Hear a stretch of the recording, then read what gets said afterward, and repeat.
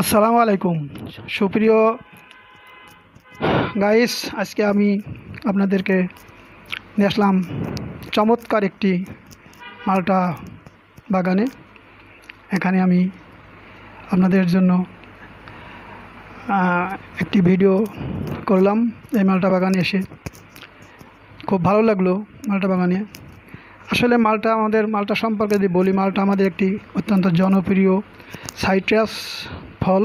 বাংলাদেশের বিশেষ করে আমাদের পাহাড়ি এলাকায় এগুলা হতো। এখন আমাদের এই মালটা এখন আমাদের বাংলাদেশের প্রায় শেরপুর, ময়মনসিংহ ওই অঞ্চলে কিছু কিছু দেখা যেত, কিন্তু এখন আমাদের যশোর, খুলনা অঞ্চলে, যশোর, খুলনা, কুষ্টিয়া এই মালটার ব্যাপক চাষ শুরু হয়েছে।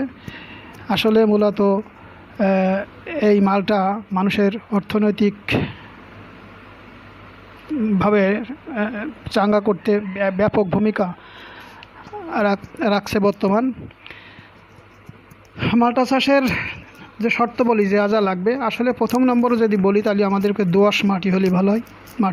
বেলে দোআঁশ মাটিতে খুব ভালো মালটা চাষ হয় এবং সেখান থেকে পানি যাতে সহজে নিষ্কাশন বা সেচ এবং নিষ্কাশন করা যায়, তার জন্যই ভালো হয়।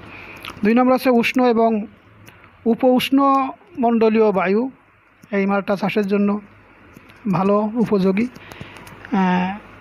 বায়ুর উপরে নির্ভর করে, আর্দ্রতার উপরে নির্ভর করে আসলে মালটা চাষের। তারপরে চারা রোপণ সাধারণত আমাদের এখানে দেখা যায় জুন জুলাই মাসে মালটা চারা রোপণ করা হয়। তবে আবার শীতের শেষেও মালটা চাষ করা যেতে পারে, সেটা আছে ফেব্রুয়ারি মার্চের দিকে। চারার যদি দূরত্বর কথা বলা হয়, দূরত্ব যদি আপনার এখানে চারার দূরত্ব দেখা যায় যে 12 থেকে 15 ফুট পর্যন্ত দূরত্ব হলে ভালো হয়, কিন্তু আমাদের এখানে দেখেছি একটু ঘন ঘন লাগাই। সার ব্যবস্থাপনা এখানে সময় উপযোগী, যখন যে সারের প্রয়োজন তা দিতে হবে। যখন গাছে পাতা কোঁকড়ায় যায় তখন একরকম সার দিতে হয়, তখন তার এইভাবে চলে।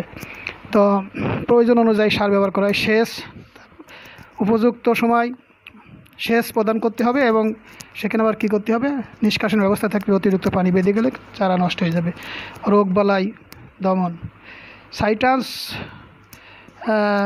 ক্যান্সার, গমশিস, পাতা মোড়ানো, এই সমস্ত রোগ এসের জন্য পর্যাপ্ত পরিমাণে খেয়াল রাখতে হবে এবং এগুলো যাতে না আক্রমণ করতে পারে তার জন্য ব্যবস্থা নিতে হবে।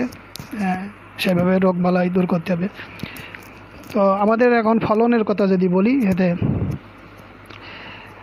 3-4 বছরে শুরু হয়, ফল আসা শুরু হয়ে যায় গাছে। গাছ প্রতি দেখা যায় বছরে 80 থেকে 120 কেজি বা তারও একটু বেশি ফল হতে পারে, পাওয়া যায়।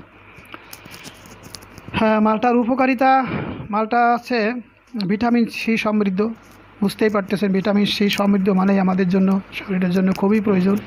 অ্যান্টিঅক্সিডেন্ট, ক্যান্সার প্রতিরোধ করে, যার জন্যই এতে অ্যান্টিঅক্সিডেন্ট পরিমাণ বেশি থাকায় ক্যান্সার প্রতিরোধ করতে পারে, জন্য আমাদের এটা অনেক উপকারী।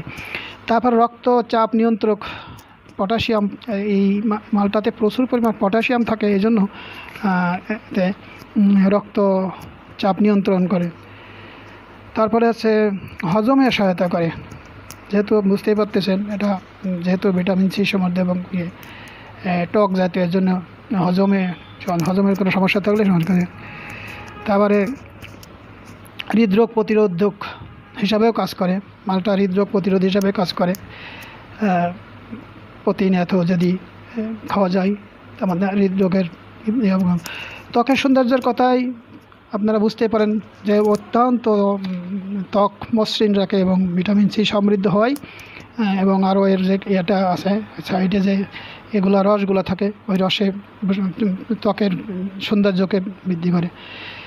তারপরে আরও কী কাজ করে, রক্ত স্বল্পতা দূর করে, রক্ত শূন্যতায় দূর করে মালটা যদি খাওয়া হয় ঠিক মতন প্রতিনিয়ত। তো আসলে আমি এতক্ষণ আপনাদেরকে এই মালটা বাগান ঘুরিয়ে ঘুরিয়ে দেখালাম। আপনারা দেখছেন গাছে কি পরিমাণে মালটা আসছে। তো আমার তো মনে হয় এখানে বছরে 80 থেকে 120 কেজি মালটা হওয়া সম্ভব। এই যে গাছগুলো আমি দেখাচ্ছি, আপনারা দেখছেন এই গাছগুলো কিন্তু তেমন বড় হয়নি, দেখেন। তো দেখা যাচ্ছে যে গাছের গোড়া থেকে প্রায় মাথা পর্যন্ত সমান আকারে মালটা ঝুলে রয়েছে, এবং এক এক কাঁদিতে আমি 2-3টে গুনলাম, বিশেষ করে গুনে দেখলাম যে আসলে কী পরিমাণ মালটা এখানে আছে। তো দেখেন এক একটা থলিতে প্রায় 30-40টি মালটা হয়েছে, অর্থাৎ যা 5-6 কেজি হওয়ার সম্ভাবনা একটা থলিতে। অর্থাৎ এরকম যদি আপনার গাছের পরিধি যত বৃদ্ধি পাবে, মালটার পরিমাণ তত বৃদ্ধি পাবে। খুব ভালো লাগলো মালটা বাগান থেকে, সাথে সাথে আপনাদেরকে একটু দেখানোর চেষ্টা করলাম। তো মালটার উপকার সম্পর্কে, মালটা চাষ সম্পর্কে একটু আলোচনা করলাম। তো সবাই ভালো থাকবেন, ধন্যবাদ সবাইকে।